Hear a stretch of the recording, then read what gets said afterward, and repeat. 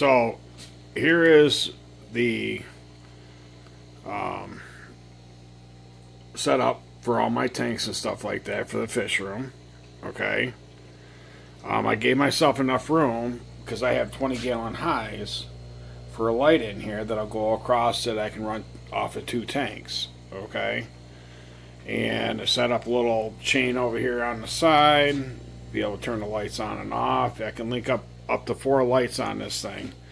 So I'll probably put a couple more in the bottom down here where I'm going to put my tubs at. But so far everything is going good. As you can see, I'm going to have plenty of lighting in there. Then I got to figure out the top. But in total, I should be able to get 2, 4, 6, 8, 10 tanks. Okay, which 2 of them are going to end up being tubs down at the bottom. Keep them on the floor. So 2, 4, 6, 8 more tanks I can put up top. So all of these tanks over here are going to end up over here. Okay, so stay tuned as more of the build goes along. So what I have to do is I have to get these tanks here. I'm going to have to break them down. But see, here's the good thing about starting new tanks. Okay, I already have established water in my tanks already. So that water is going to be spread between 2 tanks and then top it off the rest of the way. So here we go. We're going to get back to work here. But this aquarium rack is not for the weak at heart. Okay, I'm down in the basement of my house, so I wheeled all these down, and I overcompensated for the bricks because I have 9 bricks left. But as you can see, my ceiling up here, I only have room for tanks up there. I don't have another room for another row. And I really don't want to go that high anyway, because when you start, if you try to put on another one up in here, okay, that's way too high. You're not going to be able to actually work on your tanks. But at least with these here, you know, you can actually see what's going on. And like I said, down here at the bottom, I want to have my tubs down here anyway. But eventually, this rack over here is going to get repurposed. Okay, and I'm going to set up another rack over in this area here. Okay, I've got to get rid of a old footrest on the bar so I can get a little bit closer to the bar here, as you can see. So that's going to be coming off, so I can actually put in 2, 4, 6, 8, 10, 12 more tanks on the other side. So stay tuned as we continue the build today, but just a little bit of progress as to what we're doing here. Okay, so welcome back, everybody. Just to let you know, I'm sitting here getting ready to set up 2 of the tanks already, and I'm gonna, like I said, I'm gonna go with a dirted bottom this time. And here's what I'm going to give it a try. This is called Pro Mix. And what this is, it's a compressed soil. And it does have, you can see down here, it does have peat moss in it, cocoa core, perlite, some limestone, a wetting agent, and I can't even pronounce that last name. But this is actually a garden soil, so we're going to see how this works out. I pretty much believe that this is really going to work really well.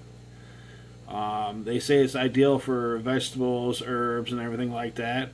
But it's going to be in the tank with a cap on it, so it is not going to be a big issue with the sand cap on top of it. So it doesn't say if it has fertilizers in it. It doesn't say that anywhere. So I believe it's still going to be good though, because you got the peat moss and you got the cocoa core, and with the fish and everything like that, everything will eventually get down into the bottom. But I am going to probably add some of the Easy Green from Aquarium Co-op, because like I said, this is not telling me whether or not it has fertilizer in it. I believe when I read on the details when I went to buy this that it does have some sort of fertilizer in it. So y'all stay tuned. I'll be back. So here we are. I've got two 20-gallon tanks filled up here. I'm not going to black them out on the back this time. I'm just going to leave them as it is. There's nice wood paneling on the back from probably the 70s. But as you can see, the dirted bottom, okay, has got all the way up to the bottom here, okay? So now what I'm going to do is I'm actually going to sit here and I'm going to put some sand in here to put a sand cap on everything. So stay tuned. We'll be back. So welcome back. So today's accomplishment in the fish room, I have the one tank emptied out, and I set up two tanks from the one because the fish that I was sold a guppy that was supposed to be called an Israeli blue. So if you look in here, you can see some of the males, okay, that have a yellow tail, blue body. Okay, that's the original male right there. Okay, and that is the original female. Okay, now what I did was I separated the Israeli blue with the yellow tails over here. As you can see, blue bodies, red tails. Okay, these came out of the same batch of the Israeli blues. Okay, so I ended up with two different colors, and with the reset I was able to go ahead and separate them and see what we end up with. I don't know what these are supposed to be, because originally they were supposed to be with the yellow tail. There's the male. Okay, always harassing the female. But I got a few males in there that came out with the exact same colors. Tails on the females that I've gotten here are black, and I see I'm going to have to call some of these out because I got some bent spines and a couple of them are real small. But how I ended up with two different colors, I have absolutely no clue. I don't get it, but you know, these are really a pretty guppy. I mean, the blue bodies with the red tails. That is a really nice, pretty looking guppy right there. If anybody has any idea what these could have possibly been crossed up with, leave a comment, because it's really weird, the whole thing. But the contrast is great. And over here, as you can tell, I'm chasing the male here. The original male, there he is.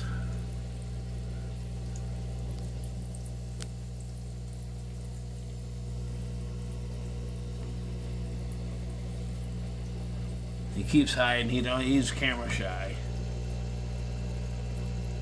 But I'm getting a lot of the, like right up in here. That's the color pattern that they're supposed to come out with the babies.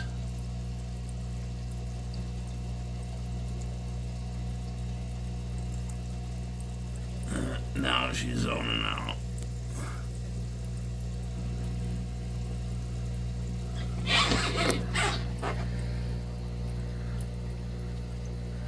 There's another male there. He's got a fence fine. I'm gonna have to get rid of him. Put him in a muck guppy tank. But anyway, reset's done. In here I put my let me see. No, not in here. Here I got my pygmy corridoras. And then I've got some rosy loaches in here. And then in here, which they are blending in very, very well, is some pit bull plecos. It looks like they like the sand a lot better because they're actually burying themselves in the sand. And I don't know what it is with the pit bull pleco. He's right there hiding.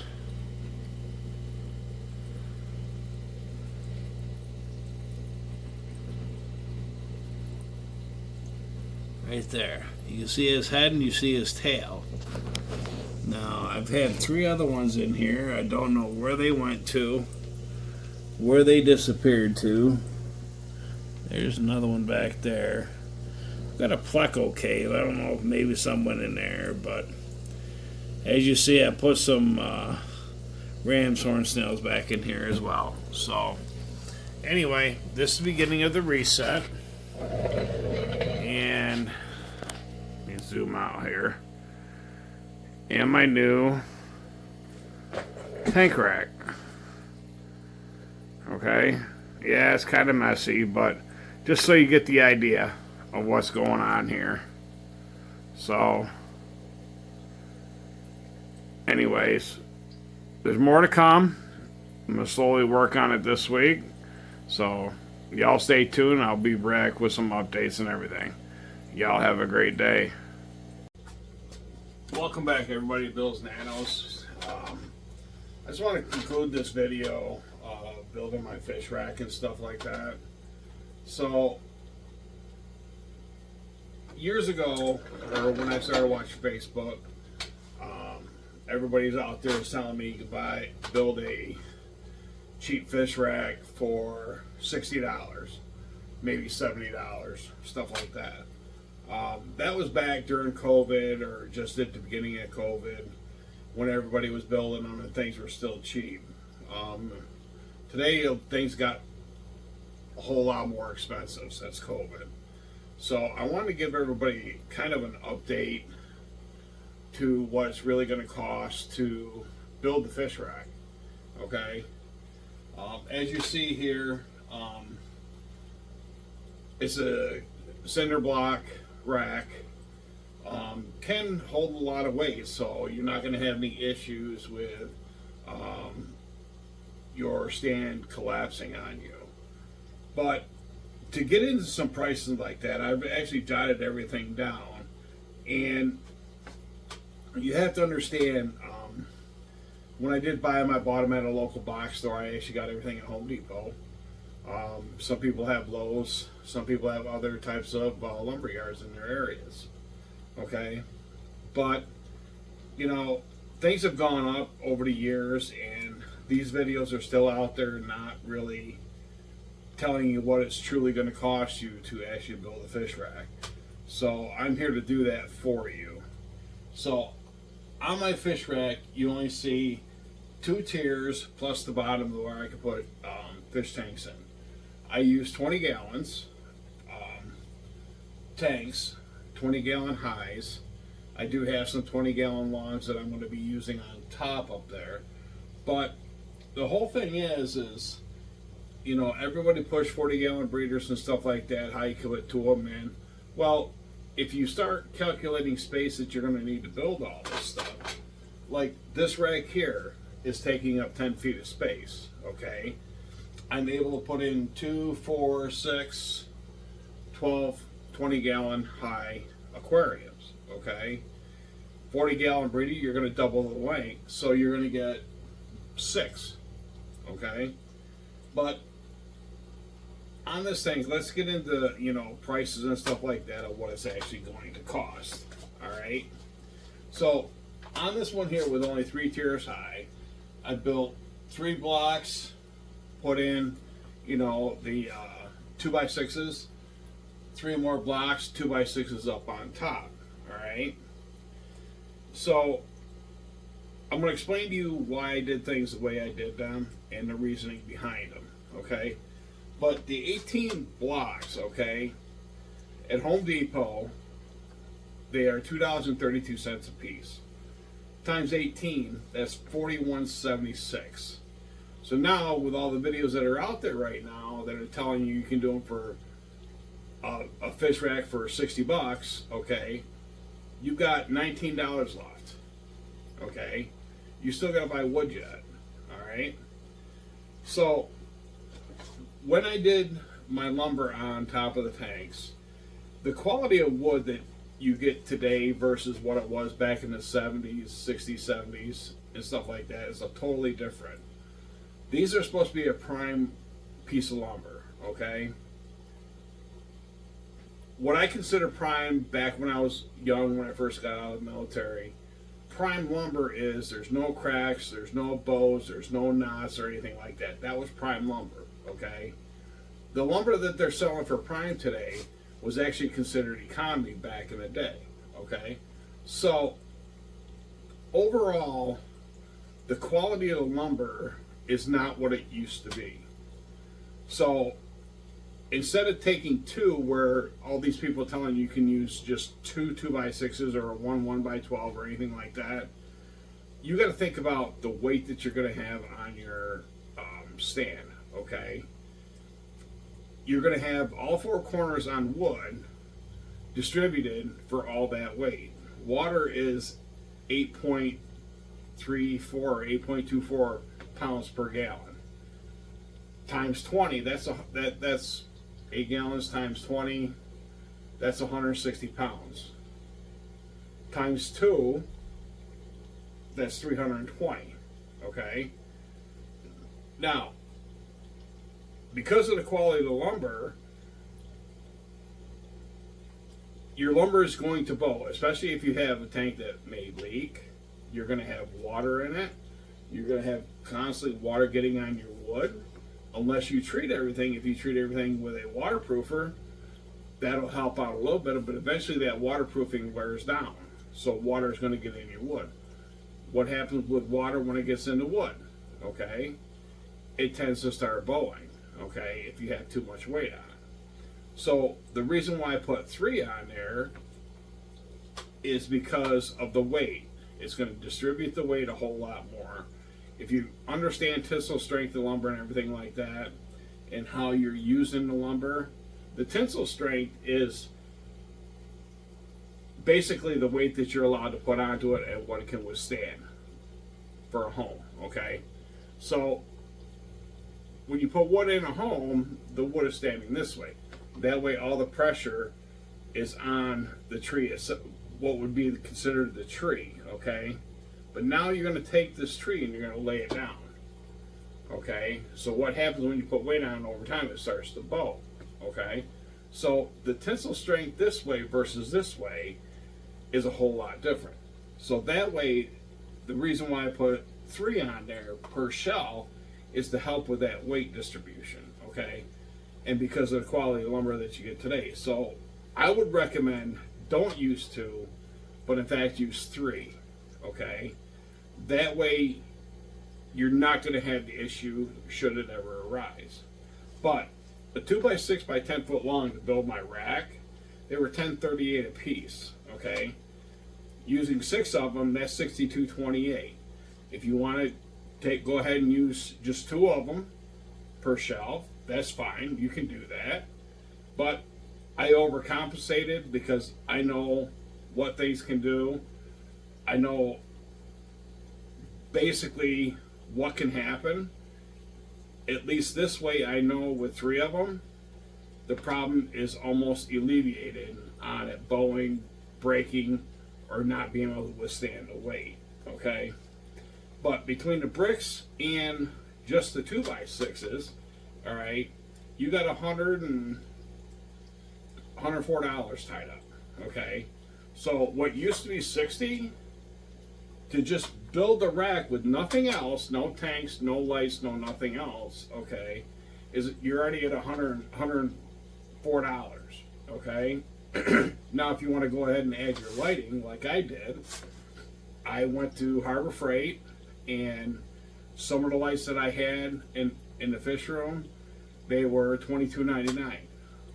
I was just able to, on a sale, get some for $16.99. So what I did is I averaged it out to $18.99, kind of balance it out in between. Now, I have 4 feet in between the bricks, okay? So that allows me to use a 4-foot shop light. People are gonna think you need full spectrum for all your plants and stuff like that. You need light, okay? It puts out 5,500 lumens, okay? That's plenty of light to grow plants with, all right? But I use 6 of them. If you were able to average it out at $18.99 a piece or $19, it's going to take 6 of them, and that's $113.94. So just to build the racks with the lights, bricks, and wood, you're sitting at $217.98, so $218. So to watch the videos that happened during COVID or before COVID, prices were a whole lot different, things were a whole lot cheaper. 2024, this rack with using just basic shop lights, okay, is going to cost you $218. That's not including tax, all right?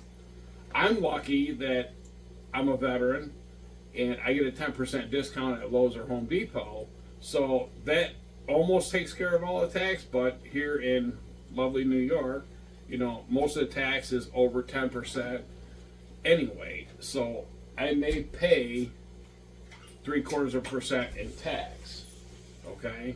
So there I benefit for being a veteran, but if you have to pay the tax out yourself, you're going to add on top of that, you're going to add 10% tax, so that's another $20 on top of what you're paying here, okay? So think about when you start building these racks, how you want to do them, and I'm all about do it yourself, trying to get out of it as cheap as you can, because some of the stuff I already had here that I had previous, so I saved money there. But in the long run, I didn't save money because I needed them for other projects at an earlier date, so I've already paid for them. Okay, so that's actually included in the price of the rack. So this rack actually cost me about $219 or $218 is what it cost me to build this rack. So the video saying that you can build one for $60. Yeah, you could if you only built a 4-foot one. Okay, and you only built one shelf. You can get away with it for $60. But to build a rack to hold multiple tanks, this is going to be able to hold 12 tanks for me. Okay, $218 is what it costs to build it with the lighting. Okay, if I want to add anything else, of course there's going to be more cost to that. Like if I want to start putting an airline system, or if you want to do a water change system, or whatever you want to do. I don't do water changes. I top off my tanks from evaporation, and everything works well for me. Everything's been working fine. I've had everything going for a year plus now, and I'm not getting dead fish from doing it the way I'm doing it. The only thing I'm doing now is I'm actually converting my tanks back over to the dirty tanks, like I spoke about in the videos that I've done with this whole video series. Okay, so I'm going back to dirty tanks. Why am I going back to dirty tanks? More natural. Okay, I believe.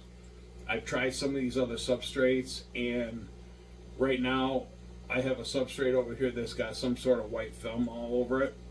No idea what it is. I don't like it. With the dirty tank, yes, I had mold on top of it. All right, but that's all part of nature. You can take a gravel vac, you can clean it out real quick. Okay, But all I've used was a Pro Mix, like I explained in the video. And the sand that I use play sand, okay? You can use an all-purpose sand. You can use whatever type of sand that you want for the cap.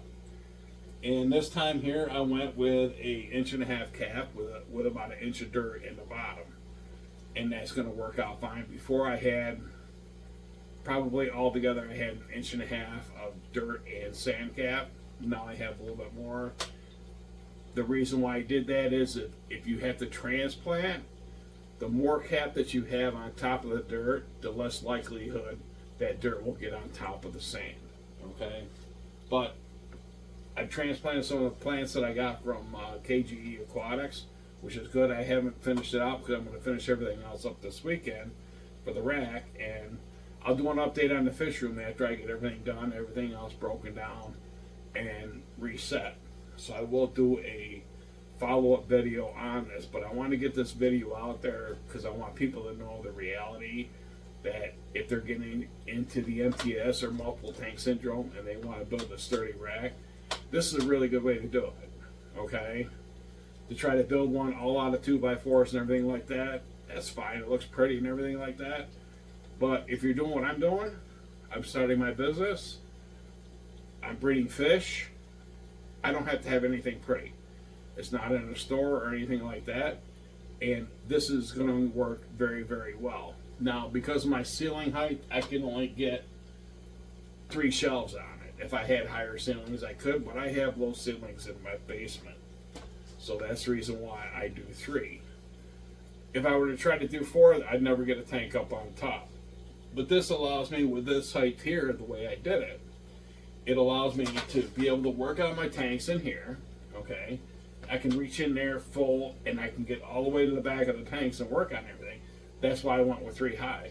Yeah, can you cut it down? Yeah, probably. But why should you? You got to give yourself the room to work on your tanks. The lighting, I got it just set at the right height. Everything is going to work out fine. And as I do my follow-ups on my plants and everything like that, like this plant right here, okay, is already started to green up, and it's already grown a little bit, not a lot, but it's already grown a little bit.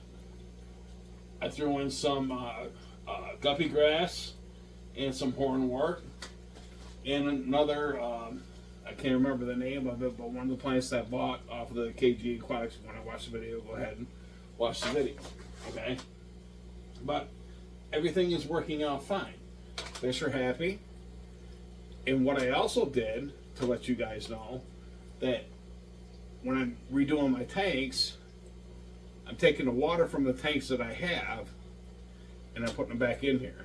Guess what? I've already started my tanks. Okay? This tank and this tank are brand new. So, is it cycled? The tank itself? No. Is the water cycled? The water is most definitely cycled. All you people who do 50% water change, what I did is I took a tank, filled it up halfway with the tank, with the water I had in the tanks, and I capped it off with water. Same thing as a 50% water change, okay? But my other tanks, I want to pretty much do the same thing because I've got to save some of the water to help seed my other tanks that I'm going to start off fresh up on top. So anyway, with that, I'm going to close out the video. And if you like stuff like this or you have comments, feel free to comment on the video. But I just want to give people the reality. Sometimes YouTube's people out there are saying, oh, you can build your stuff blah, blah, blah, blah, for this amount of money.